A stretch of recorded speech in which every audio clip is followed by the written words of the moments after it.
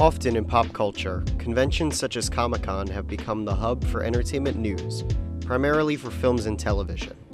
Not too long ago, Marvel Entertainment announced the upcoming phases for the Marvel Cinematic Universe at a San Diego Comic-Con panel. Disney has conventions of their own: Star Wars Celebration, which focuses on Star Wars and other Lucasfilm properties, and D23, which focuses on anything and everything Disney.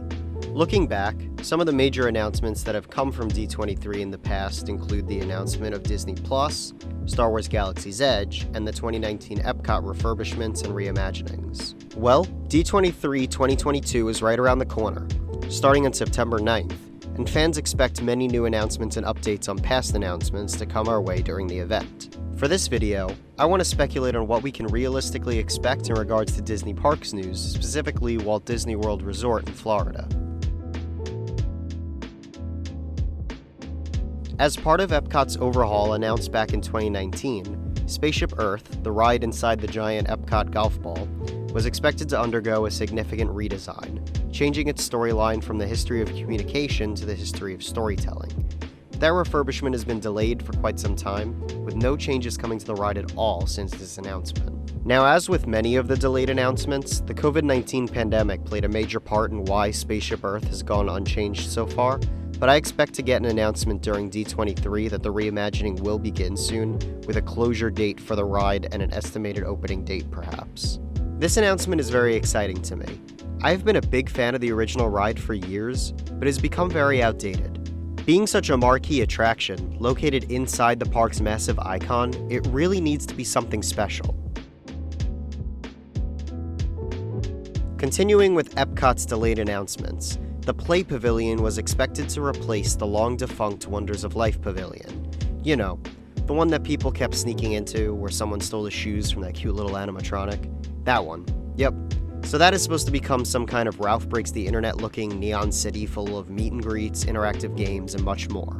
I expect this to be given an update at the Expo, specifically a new opening date and some updated concept information. For example, Disney emojis are not as prominent as they were back when the pavilion was announced, so Disney may want to amend those visuals with something more relevant, like Nuimos, or maybe they could revive the Tsum Tsums. Wishful thinking? It's also very possible that the pavilion will see a completely new concept. Since Ralph Breaks the Internet was so long ago, and the idea of an interactive pavilion, with lots of touching assumably, may not be as enticing in today's world as it was pre-pandemic. We have seen Disney dial back some more ambitious concepts before, such as the updated World Celebration design, which is less intensive than it was originally planned to be. So with that in mind, it's possible that they're going to dial this one back as well into something a little more easier to design, or maybe they're just going to do something even more ambitious or equally as ambitious with a new concept. We really just gotta wait and see what they're going to do.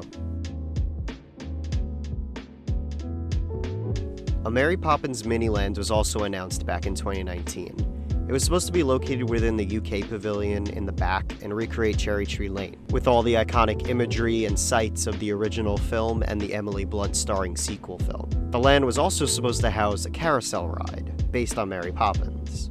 If I were to guess, out of all the announcements out of 2019's D23, this is the one that was probably scrapped. Emily Blunt's Mary Poppins Returns was not as successful or beloved as Disney may have hoped, and the demands for a Mary Poppins land is certainly not as big as the likes of Encanto, Moana, and Frozen, for example. If they do touch on this during the Expo, I expect it to be a much more reserved project, such as adding the carousel to the lands without Cherry Tree Lane, or perhaps adding a single building with a meet and greet inside for Mary Poppins.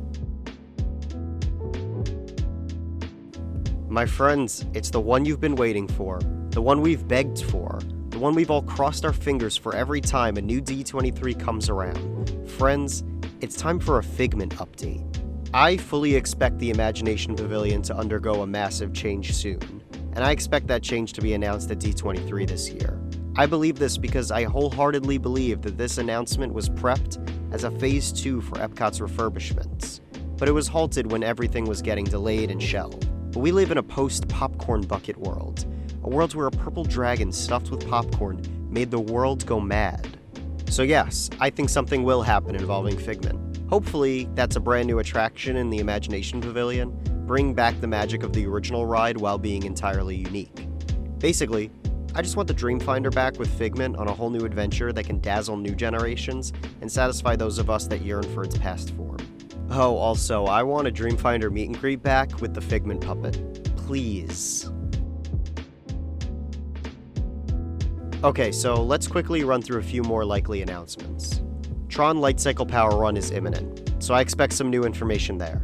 Maybe a definitive opening date, as well as an opening date for the Walt Disney World Railroad. Tomorrowland and Walt Disney World has been undergoing small aesthetic changes for years now, so I expect a more clear announcement to happen that confirms a major visual overhaul in preparation for the Tron ride. I don't really expect anything huge like a new attraction to replace Stitch's Great Escape, but I do expect some concept art for how Tomorrowland will overall look by the end of 2023. Moving back to Epcot, Dinorama has been slowly decaying for a while now.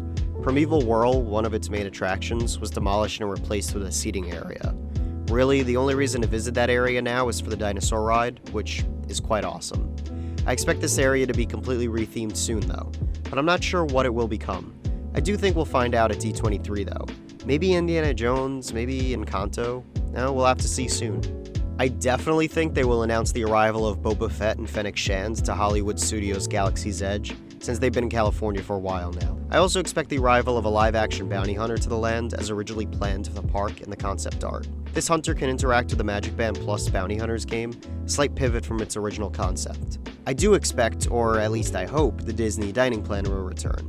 I don't expect it to return in quite the same way, similar to how Fast Passes were replaced with, Genie Plus, but I do think it will return in some fashion. I'm sure there are plenty of shoe-in announcements and updates that I did not mention here, but I really wanted to focus on those realistic announcements for this video. However, this is only part 1. Be sure to keep an eye out for next week when we explore some more out-there predictions. Maybe more desires than predictions, but I need to speak them into existence. If you have any ideas or predictions of your own, be sure to drop them in the comments. I may just mention them in next week's video. If you like this video, be sure to give us a like and subscribe so you don't miss part 2. We also have Instagram and Twitter. Follow us there so you never miss a new video. Thanks for watching and stay tuned.